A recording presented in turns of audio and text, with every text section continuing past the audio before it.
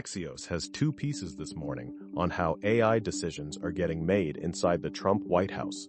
One is about the people, Howard Lutnick gaining influence after the Anthropic fight, Scott Bessent showing up in industry discussions, Susie Wiles and Ryan Bash becoming more important, and the earlier Silicon Valley Center around David Sachs and Sriram Krishnan giving way to a wider set of officials.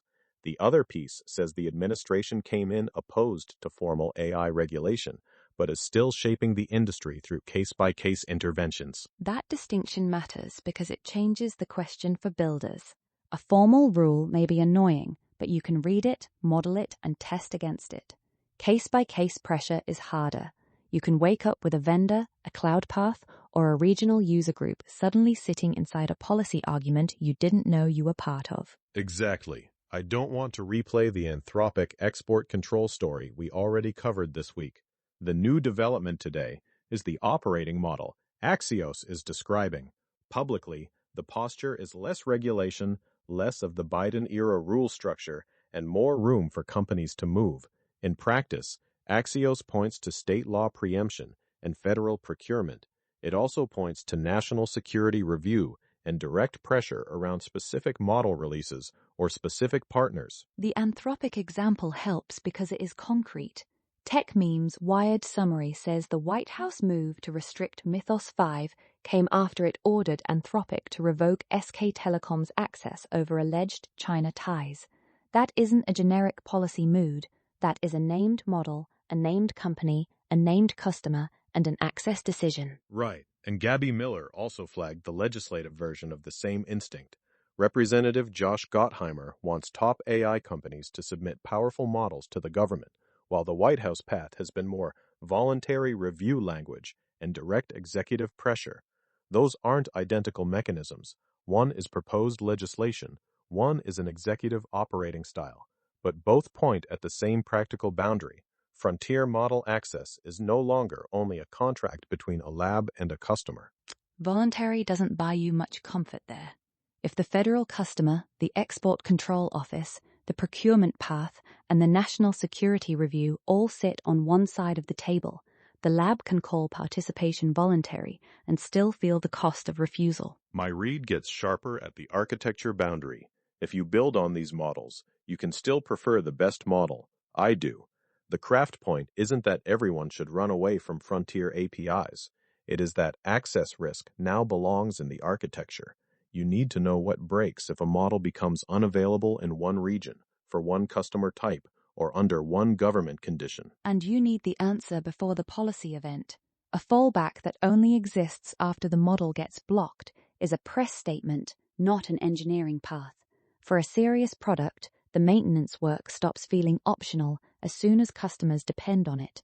Model routing, degraded modes, data retention, and entitlement checks become part of the product claim. I would put it this way. The approval surface moved. It used to be mostly internal, meaning procurement, legal, security review, and maybe a data processing agreement. Now, there is a second approval surface outside the company, and it may not publish a spec. Axios is useful today because it names the people and the pattern, but the engineering consequence is pretty plain. Your dependency graph now includes offices you don't control. There is also a fairness problem under that. The companies with the best government relationships can navigate a phone call policy model better than smaller labs, foreign customers, or downstream startups. I don't have a source saying that happened in this case. That is just how permission systems behave when the criteria are partly social. The people with the best map move faster. And it makes trust harder for foreign buyers. Construct covered that yesterday from the sovereign access angle, so I won't belabor it. But today adds the domestic machinery, who in Washington has influence, how the administration reconciles anti-regulation language with intervention, and why a company can be told to change access without a statute that looks like Europe's AI Act. That also explains why this story is bigger than Anthropic, even though Anthropic keeps appearing in the examples. The model provider is the visible party, but the policy action travels through banks, telecoms, federal buyers, and cloud accounts. It shows up where a user actually touches the system. Yes, and that takes us to the next set of stories, because the access question isn't just Washington asking a lab to say yes or no. It is also which cloud bill can exist, which bank employee can open Claude, which supplier gets the AI boom, and which cable route carries the data. Bloomberg, through Techmeme, reports that ByteDance has been Microsoft's biggest AI customer in recent years, largely using OpenAI models, and is on track to spend more than $1 billion a year on Azure services. Financial Times, also through Techmeme, says JP Morgan Chase stopped staff in Hong Kong from accessing Anthropic's models after a similar move by Goldman Sachs. Those two items belong near each other, but they shouldn't be collapsed into one China story. ByteDance spending heavily on Azure is a customer and cloud story. JP Morgan blocking Anthropic access in Hong Kong is a corporate risk control story. They both touch geopolitics, but the mechanism is different. That is the important distinction. The ByteDance report says a Chinese company can be a very large customer for a U.S. cloud provider, and indirectly for U.S.-controlled frontier model access. The JP Morgan report says a global bank can decide the risk is too high for a particular tool in a particular market. One side looks like commercial entanglement, the other looks like institutional caution. And both make the vendor abstraction leak. A developer sees an API endpoint. A compliance team sees sanctions exposure, data residency, employee location, vendor nationality, and whether the model provider might get a call from Washington. The product is the same, but the operating reality is not. The supply chain piece is similar. Techmeme's New York Times summary says South Korean and Taiwanese tech companies that helped build China's hardware sector during the smartphone boom are now benefiting from the AI boom as U.S. curbs sideline China. Again, that isn't a model card change. It is a redirection of who gets demand when rules constrain one path. And it isn't morally neat. A supplier can benefit from restrictions without being the author of the policy. A cloud provider can sell into demand that policy also makes fragile. A bank can block a tool and still be desperate for AI productivity elsewhere. The operator view is messy because the system is messy. Rest of World's Chile cable story gives the most physical version of this. Juan Ortiz-Freuler reports that Chile was assessing a $500 million China Mobile proposal to connect Valparaiso and Hong Kong by undersea cable. The U.S. revoked visas for 3 Chilean officials, saying their activities compromised critical telecommunications infrastructure and regional security. Google already has the Humboldt cable linking Chile to Australia, expected in 2027. That story is almost too perfect as a systems diagram. The cable carries latency, redundancy, diplomatic exposure, cloud dependency, and surveillance anxiety in one route across the ocean. Rest of World quotes former Chilean diplomat Jorge Heine, saying Chile has tried to maintain broad economic relationships without being forced to choose between major powers. That is a very different sentence when the object is a fiber route. And Pedro Huichalaf, a former undersecretary for telecommunications in Chile, put it in resilience terms. Chile should have a main and secondary route to Asia in case one fails. That is the builder sentence in the piece. Redundancy sounds obvious until the redundant path is owned by the partner a government wants to keep out. It also makes the AI access conversation less software only. If a model call crosses an ocean, the ocean has owners, contracts, choke points, and governments watching it. You can make the endpoint look global in the SDK, but the packets still travel through political geography. So the practical sequel to the White House story is this. Access is being decided in more layers than the product page admits. A lab can approve a customer. A bank can block a tool. A cloud can carry a rival's demand. A supplier can win because a different supplier is constrained. And a cable route can become a diplomatic problem. None of those require a grand theory. They just require reading the dependency chain all the way down. Axios uses Arizona today as a test case for AI's water and power problem. The quote that stuck with me is from Kevin Thompson on the Arizona Corporation Commission. Utilities took more than a century to build what Arizona may need to double in the next 4 to 5 years to meet demand. That is the data center story with the romance removed. It is also a better update than another capital spending number. We already talked this week about compute economics. Arizona is a siting story. Where does the power come from? Who pays for the grid connection? How much water does the cooling design need? What happens when the place that has cheap land also has drought and heat? Axios reports that federal electricity regulators may propose rules to accelerate data center grid connections while limiting costs passed to other customers. It also notes Google shifting to air-cooled systems at a new facility near Phoenix, which reduces direct water use but can change the power profile. That is the trade. You don't delete the constraint. You often move it. And moving the constraint can be the correct engineering answer. Air cooling in a water-stressed region may be exactly what you want, but then the grid has to absorb the new behavior, and local residents still care about reliability and bills.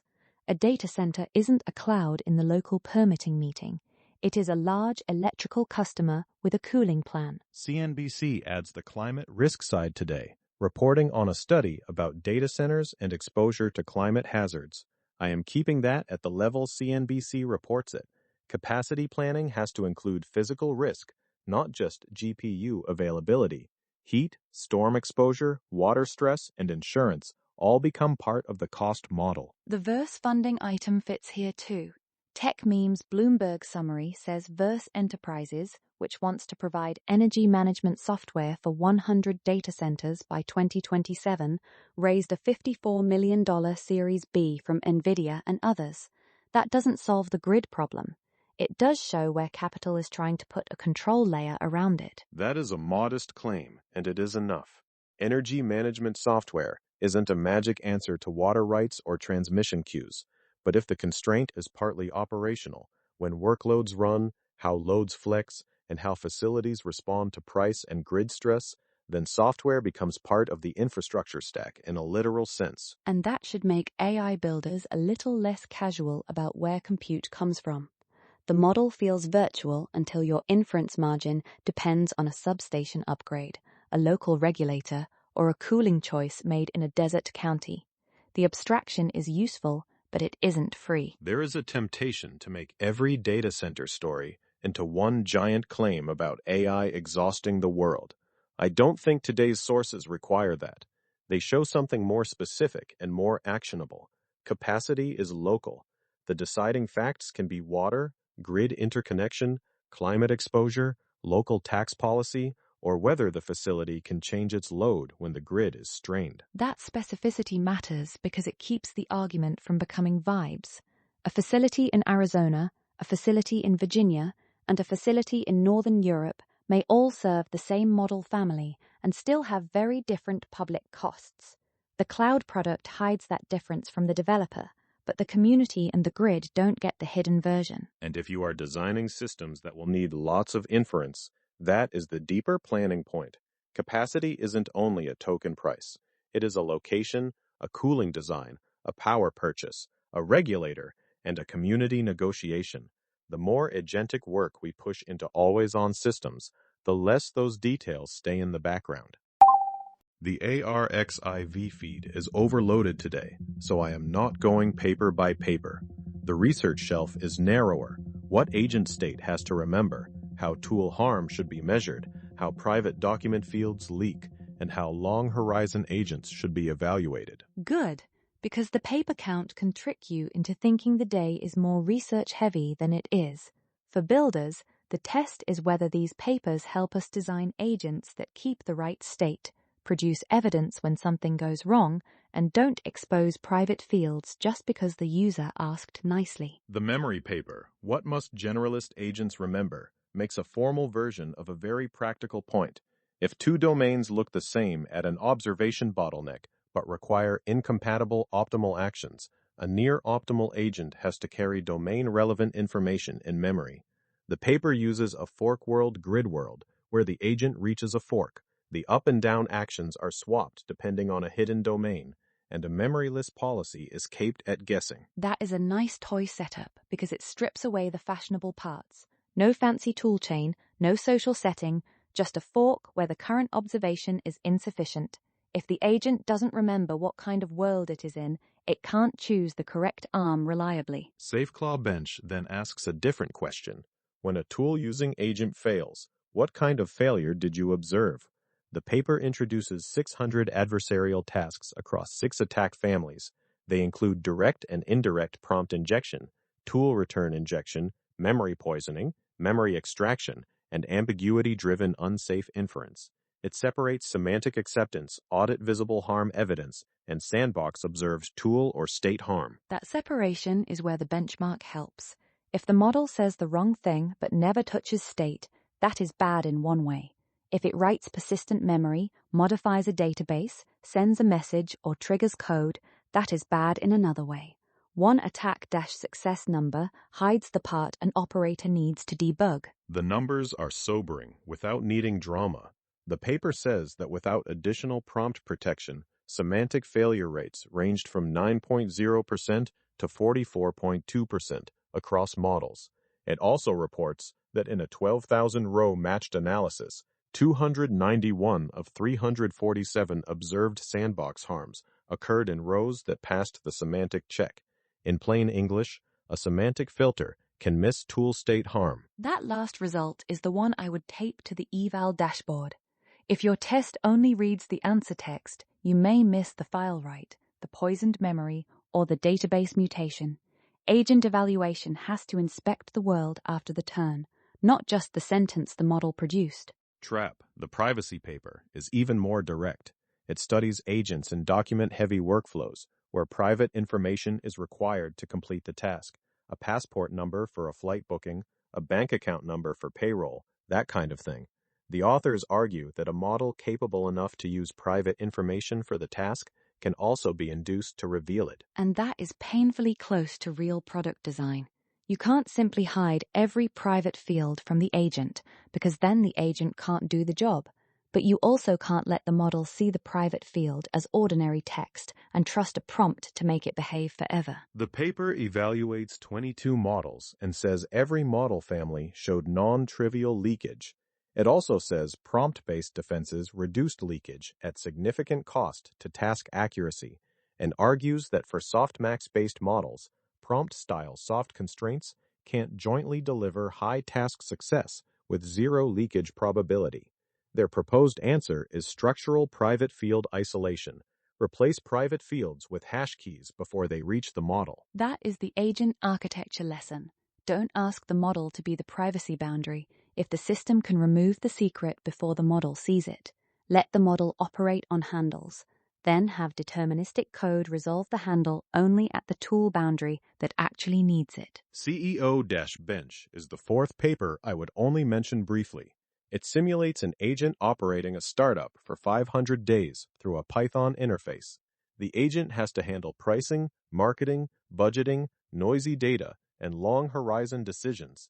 The abstract says even strong models struggle, with only Claude Opus 4.8 and GPT 5.5 finishing above the $1 million starting balance, and neither consistently turning a profit. That is a good benchmark if you treat it as a stress test, not a forecast about AI CEOs. Long Horizon Agency needs memory, measurement, and privacy boundaries before it needs a title. The papers today line up around that practical sequence. So the research block isn't a claim that agent reliability got solved on Thursday, June 18th. It is a set of test fixtures and arguments. Memory has to carry hidden domain information. Safety evals have to inspect tool effects. Privacy defenses need structure outside the prompt. And long horizon benchmarks should make the agent live with its earlier decisions long enough for the accounting to catch up. One personnel item before we close. The Information, via Techmeme, reports that Noam Shazir is leaving Google to join OpenAI as the lead for architecture research. He had rejoined Google as a Gemini co-lead in 2024 through the $2.7 billion Character and AI deal. This is hiring news, so it deserves restraint. We shouldn't turn one reported move into a strategy document. But Shazir isn't random executive churn. His work sits close to the model architecture layer, and that layer still matters a lot, even when the public conversation gets pulled toward products and policy. That is my read, too. The industry often talks as if scaling, product distribution, and regulation are the whole game now. But architecture research is still where a lab can change the cost or capability curve in ways that product teams feel later. If OpenAI is bringing Shazir in to lead that work, it is fair to note the signal without pretending we know the internal plan. It also rhymes with the rest of the day in a limited way. Access and compute are getting harder, so efficiency and architecture taste become more valuable. That doesn't mean this hire explains OpenAI's roadmap. It means frontier labs still compete over the people who can make the model itself less wasteful, more capable, or easier to train. It is a reminder not to flatten AI progress into public demos. A lot of the meaningful work happens before the demo exists. The routing choice, the memory design, the training recipe, the eval harness, the data boundary, the cooling system, and the procurement call. Today's stories mostly sit in those earlier layers. Which is why the day feels operational rather than flashy. The model can be impressive and still depend on approval paths, cables, substations, and private field handling. Those aren't side issues once the model is used by banks, governments, and agents with tools. So the day starts with Axios naming the people around White House AI decisions, and it ends with a pretty concrete builder checklist. If access can change by government pressure, design for regional and customer-specific fallback. If capacity depends on water and power, treat location as part of the compute plan. If agents use private documents, remove secrets before the model gets a chance to repeat them. And if your eval only checks the final answer, it is under-reading the system. The SafeClawBench result is a useful warning there. The state after the tool call can disagree with the text you thought you had approved. Once the agent can write, send, store, or mutate, the evidence is outside the chat bubble. That is the sentence I would keep from the research block. The evidence is outside the chat bubble. And from the policy block, I would keep the companion sentence. The permission is outside the contract. Those two ideas are enough for one Thursday. The practical test now is whether companies start documenting those external dependencies with the same seriousness they document model latency. Which jurisdictions can use the model? Which tools can mutate state? Which secrets are replaced with handles? Which data center regions can flex under grid stress?